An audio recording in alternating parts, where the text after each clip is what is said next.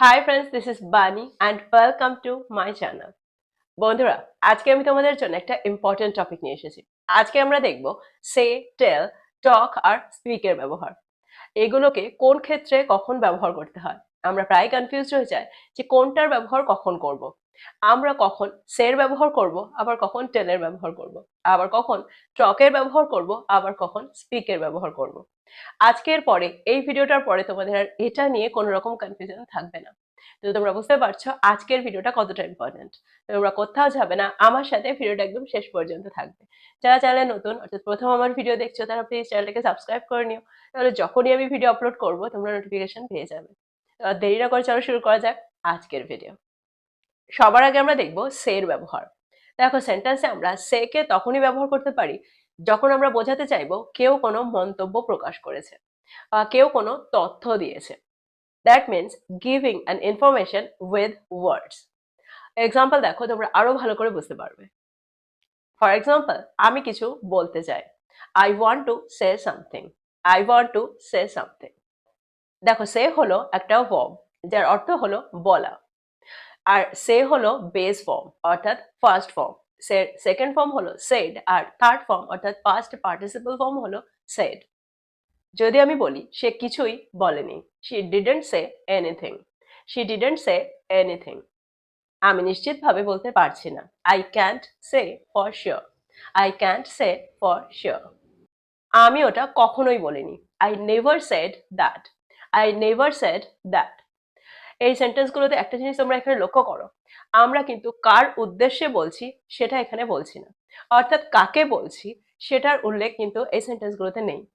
অর্থাৎ যখন আমরা সের ব্যবহার করব তখন কাকে উদ্দেশ্য করে বলছি সেটা উল্লেখ করার দরকার নেই, সেটার উল্লেখ আমরা করব না।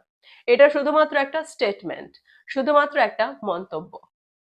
আরো এক্সাম্পল দেখো, তারা কিছু ভুল বলেনি। They didn't say anything wrong. They didn't say anything wrong. আরো এক্সাম্পল দেখো, তিনি সবসময় সঠিক কথা বলেন। He always says the right thing. He always says the right thing. তিনি বলেছিলেন তিনি আগামীকাল আসবেন। দেখো, এখানে কিন্তু আমরা এটা বলছি না তিনি আমাকে বলেছিলেন বা তিনি তাকে বলেছিলেন। জাস্ট একটা স্টেটমেন্ট, তিনি বলেছিলেন তিনি আগামীকাল আসবেন। সেন্টেন্সটা কি হবে? She said she would come tomorrow. She said she would come tomorrow. দেখো, এই সেন্টেন্সে আমরা উইলের ব্যবহার না করে উডের ব্যবহার এই জন্য করেছি কারণ এটা অতীতের কোনো স্টেটমেন্ট আমরা বোঝাতে চাইছি। অতীতের যখন কোনো স্টেটমেন্ট থাকবে সেটা ভবিষ্যতের জন্য হবে, তখন আমরা সেখানে উইলের ব্যবহার না করে উডের ব্যবহার করব।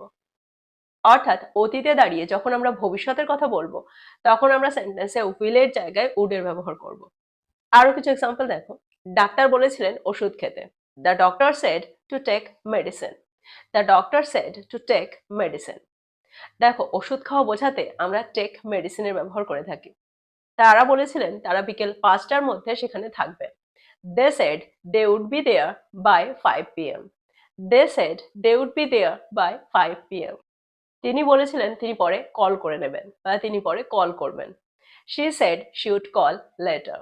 She said she would call later.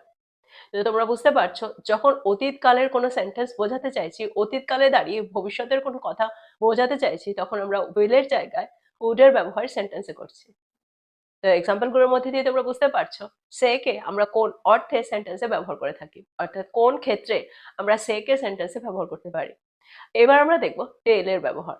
দেখো, টেলের অর্থ কিন্তু বলা, কিন্তু টেলকে যখন আমরা সেন্টেন্সে ব্যবহার করব তখন আমরা কার উদ্দেশ্যে কথাটা বলছে বা কাকে বলছে সেটা অবশ্যই বোঝাবো। অর্থাৎ যার উদ্দেশ্য করে কথাটা বলা হচ্ছে তার উল্লেখ অবশ্যই করব। দেখো, টেল হলো একটা ভার্ব যার সেকেন্ড ফর্ম হলো টোল্ড আর থার্ড ফর্ম হলো টোল্ড, অর্থাৎ পাস্ট পার্টিসিপল ফর্ম হলো টোল্ড। সেন্টেন্সে আমরা এই ওয়ার্ডটাকে একটা ভার্ব হিসেবেই ব্যবহার করে থাকি। এক্সাম্পল দেখো, আমি তাকে সত্যিটা বলেছিলাম। I told him the truth. I told him the truth. দেখো, সেন্টেন্সটা পাস্ট টেন্সে আছে আর ঠিক সেই কারণে আমরা টেলের জায়গায় টেলের সেকেন্ড ফর্ম অর্থাৎ পাস্ট ফর্ম টোল্ড এর ব্যবহার এখানে করেছি। আমাকে বলো কি হয়েছে। Tell me what happened. Tell me what happened. দেখো, এখানে কিন্তু প্রত্যেকটা সেন্টেন্সে আমরা টেলের পরে যার উদ্দেশ্য করে কথাটা বলা হবে তার উল্লেখ অবশ্যই করছি। অর্থাৎ আমাকে বলো, টেল মি। তাকে বলেছিলাম, টোল্ড হেম। তো তোমরা বুঝতে পারছো টেল প্লাস সামওয়ানের ব্যবহার আমরা অবশ্যই সেন্টেন্সে করব। সে কি তোমাকে কিছু বলেছিল? Did she tell you something? Did she tell you something? তারা আমাকে বলেছিল দেরি না করতে। They told me not to be late. They told me not to be late. আমি তোমাকে বলেছিলাম এটা হবে, বা আমি তোমাকে বলেছিলাম এটা ঘটবে। I told you it would happen. I told you it would happen. এটা কাউকে বলো না, বা এটার ব্যাপারে কাউকে বলো না। Don't tell anyone about this. Don't tell anyone about this. শিক্ষক আমাদের আরো পড়াশোনা করতে বলেছিলেন।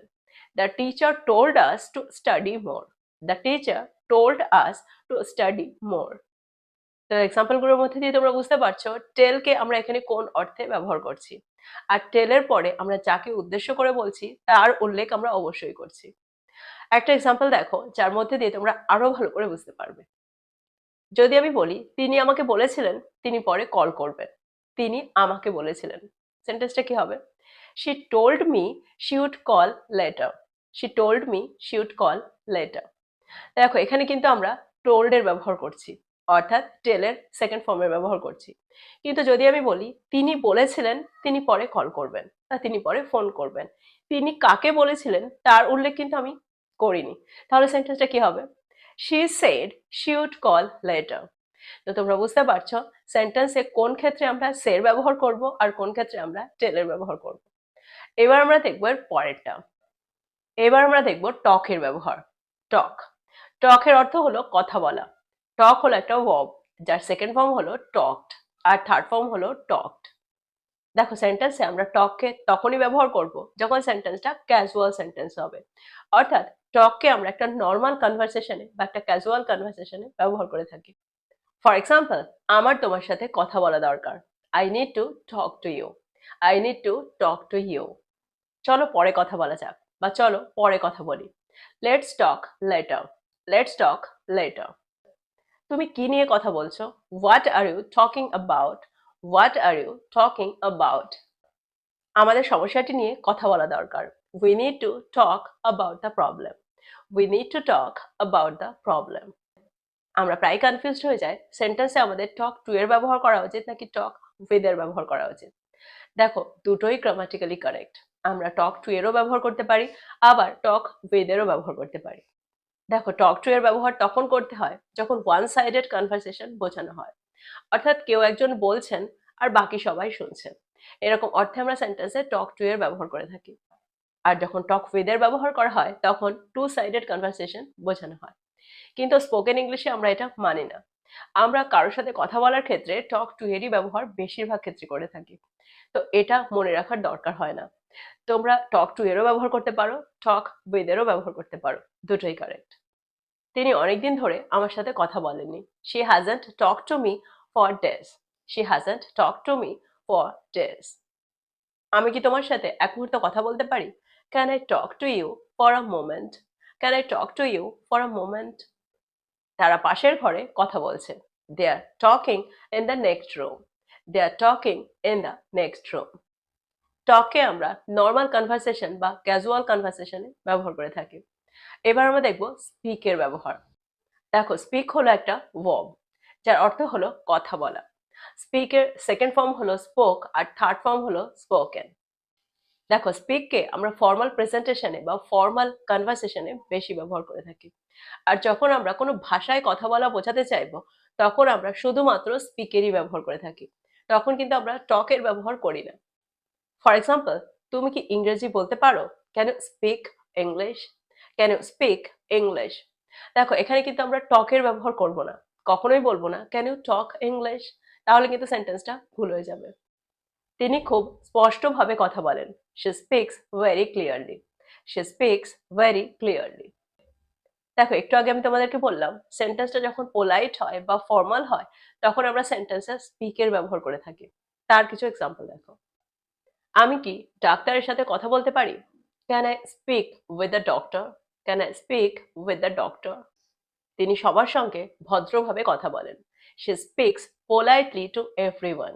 She speaks politely to everyone.